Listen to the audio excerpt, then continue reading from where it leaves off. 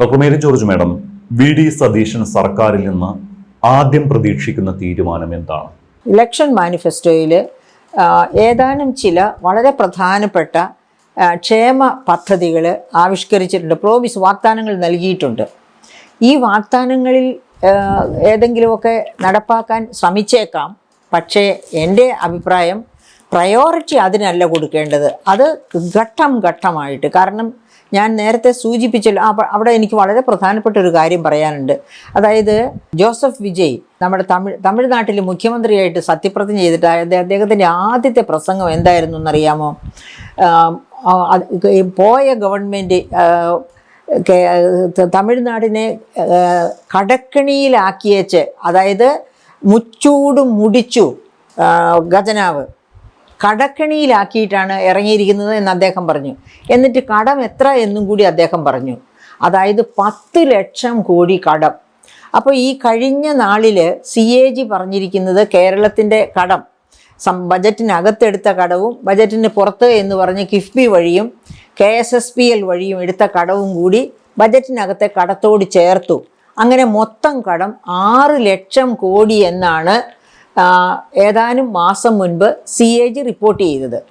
അപ്പോൾ തമിഴ്നാടിന് 10 ലക്ഷം കടമുള്ളപ്പോൾ കേരളത്തിന് 6 ലക്ഷം കടം എന്ന് കേട്ടപ്പോൾ അത് തമ്മിലൊന്ന് താരതമ്യം ചെയ്യണമെന്ന് എനിക്ക് തോന്നി. ഞാൻ ബജറ്റ് ഡോക്യുമെൻ്റ് എടുത്തു, വർക്കൗട്ട് ചെയ്ത് നോക്കിയപ്പോൾ തമിഴ്നാടിൻ്റെ GSDP എത്രയാണ്? GSDP എന്ന് വെച്ചാൽ സംസ്ഥാന ആഭ്യന്തര മൊത്ത വരുമാനം. അത് 35 കോടി, അതായത് ഏകദേശം 36 കോടിയുടെ ചുറ്റുവട്ടത്തിലാണ്. 36 ലക്ഷം കോടി, 36 കോടിയല്ല 36 ലക്ഷം കോടിയുടെ ചുറ്റുവട്ടത്തിലാണ്. 25-26 GSDP ആണ് ഞാൻ പറയുന്നത്. 25-26 കടമാണ് 10 ലക്ഷം കോടി എന്ന് പറയുന്നത്.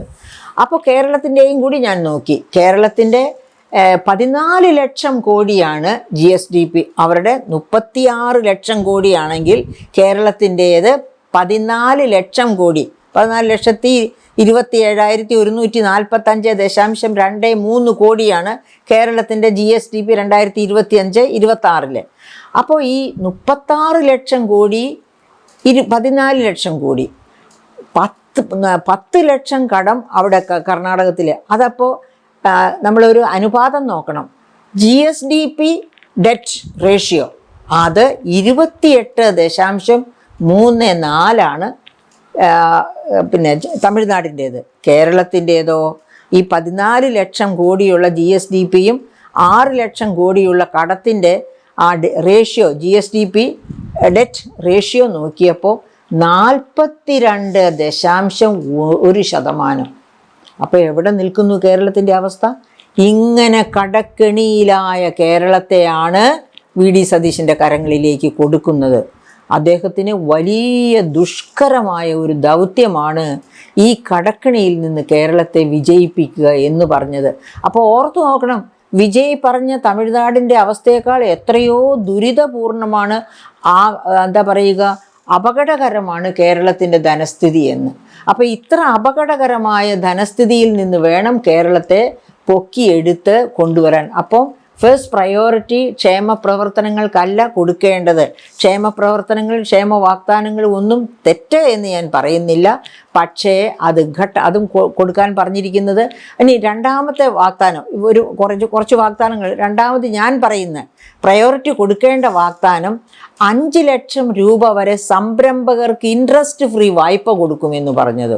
അത് വളരെ ആകർഷണീയമായ, കാരണം യങ്സ്റ്റേഴ്സിനെ കേരളത്തിൽ പിടിച്ചു നിർത്താനായിട്ട് അങ്ങനെ ഇൻട്രസ്റ്റ് ഫ്രീ ആയിട്ട് വായ്പ കിട്ടിയാൽ ഒരു സംരംഭക എക്കോ സിസ്റ്റം ക്യാമ്പസുകളിലും പുറത്തും ഉണ്ടായാൽ ഈ തിരിച്ചു വന്ന പ്രവാസികൾ, അതുപോലെ തന്നെ ഇവിടെ പഠിച്ചുകൊണ്ടിരിക്കുന്ന എൻജിനീയറിംഗ് സ്റ്റുഡൻസ് മാത്രമല്ല, നമുക്ക് കുടുംബശ്രീകളെ കണ്ടാൽ അറിയാം, ആര് വിചാരിച്ചാലും സ്റ്റാർട്ടപ്പുകൾ, അതായത് മൈക്രോ സ്മോൾ സംരംഭങ്ങൾ തുടങ്ങാൻ സാധ്യതയുള്ള മണ്ണാണ് കേരളം. അതിനുള്ള എല്ലാ സൗകര്യങ്ങളുമുള്ള കേരളമാണ്. പക്ഷേ ഇവിടെയുള്ള ഈ നോക്കുകൂലി അത് ഈ സ്റ്റാർട്ടപ്പുകളുടെ കാര്യത്തിലോ മൈക്രോ സംരംഭങ്ങളുടെ കാര്യത്തിലോ വരികയില്ല.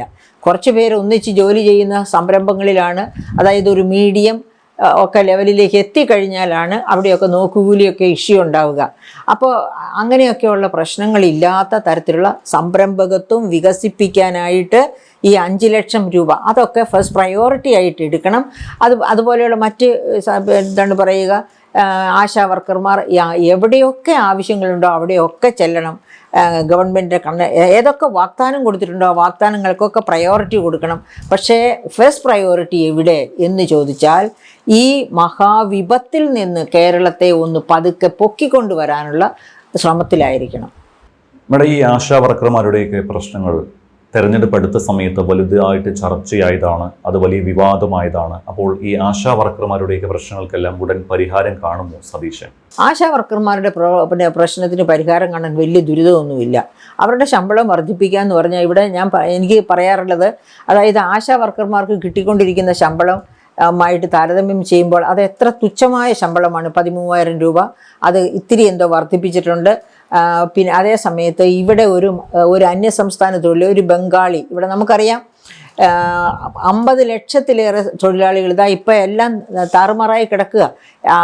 ബംഗാളിലെയും ആസാമിലെയും ഇലക്ഷൻ പ്രമാണിച്ച് തൊഴിലാളികളൊക്കെ പോയി തിരിച്ച് അവർ വന്നിട്ടില്ല ഇതുവരെ. അതുകൊണ്ട് എല്ലാം പൂട്ടിക്കിടന്നു പോവുക ഇപ്പോൾ. അപ്പോൾ അങ്ങനെ എന്ന് വെച്ചാൽ ഒരു തൊഴിലാളി എന്തുകൊണ്ടാണ് ഇവരെല്ലാം ഈ 50 ലക്ഷം പേര് കേരളത്തിലേക്ക് വന്നിരിക്കുന്നത്? 1250 രൂപ മുതൽ മുകളിലേക്കാണ് കൂലി അവരുടെ. അത് മാന്യമായ കൂലിയായി ഇൻ്റർനാഷണൽ ലേബർ ഓർഗനൈസേഷനൊക്കെ അംഗീകരിക്കുന്ന മാന്യമായ കൂലി. ആ കൂലി കേരളത്തിൽ കിട്ടുന്ന സ്ഥാനത്താണ് ആശാ വർക്കർമാർക്ക് എത്ര രൂപയ? വളരെ തുച്ഛമായ ദിവസ വേതനത്തിന് അവർ രാവിലെ മുതൽ രാത്രി വരെ പണിയേണ്ടി വരുന്നത്. അപ്പോൾ അവർക്കും കൊടുക്കണം 1250 രൂപ എന്ന് വെച്ചാൽ 40,000 രൂപ കിട്ടും. അവരത്രയൊന്നും, അതായത് 30 ദിവസം ജോലി ചെയ്യുന്നവരാണെങ്കിൽ ഈ 30 ഒന്ന് മൾട്ടിപ്ലൈ ചെയ്ത് നോക്കിയാൽ 1250 കൊണ്ട്, അതായത് ഒരു 37,000-നും 42,000-നും ഇടയ്ക്ക് വരും ഈ അന്യസംസ്ഥാന തൊഴിലാളി ഇവിടെ വന്ന് ജോലി ചെയ്താൽ കിട്ടുന്ന കൂലി. അപ്പോഴാണ് ഈ പാവപ്പെട്ട സ്ത്രീകൾക്ക് രാപകൽ ജോലി ചെയ്ത് രാത്രി 10 മണിയൊക്കെ ആവും ആനക്കാട്ടിലൂടെ വയനാട് പോലെയുള്ള സ്ഥലങ്ങളിൽ ഇവർ ജോലി ചെയ്ത് വീട്ടിലെത്തുന്ന, നടന്നൊക്കെ എത്തുന്നത്, ബസ് പോലും കിട്ടാത്ത മേഖലകളിൽ.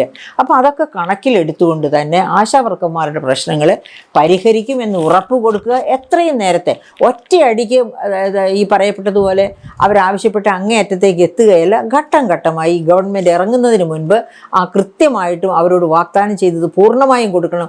ഇറങ്ങുന്നതിന് തൊട്ട് തലേ ദിവസം കൊടുക്കണം എന്നല്ല ഞാൻ പറയുന്നത്. നമ്മുടെ ധനസ്ഥിതി മെച്ചപ്പെടുത്തുക. അത് മെച്ചപ്പെടുന്നതിനനുസരിച്ച് പറഞ്ഞിരിക്കുന്ന ഓരോ വാഗ്ദാനവും 101% കൃത്യമായ രീതിയിൽ ഫലവത്തായിട്ട് നടപ്പിലാക്കുക. അതാണ് എൻ്റെ അഭ്യർത്ഥന.